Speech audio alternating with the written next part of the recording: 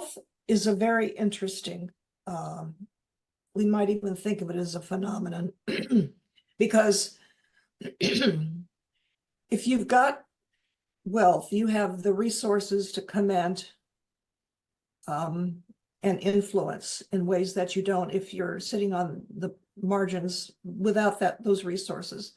And historically, both women and people of color, starting with the Native Americans, then the people who were enslaved and brought over, and so forth. I mean, those of us have been systematically and legally for centuries denied the right to own property.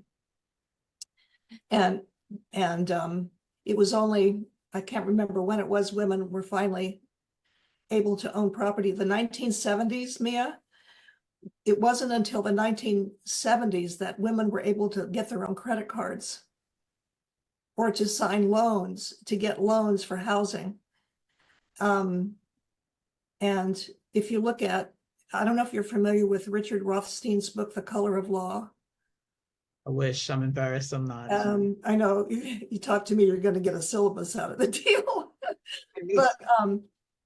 but he looked at the legal history of racism and how all of these various laws were passed that prevented Black people particularly from owning property. Well, if you don't, property in this country is the basis for wealth. Probably everywhere, it's the basis for wealth. And so if you own property, you can pass it along generationally, or you can buy and sell it and make massive profits in your own time.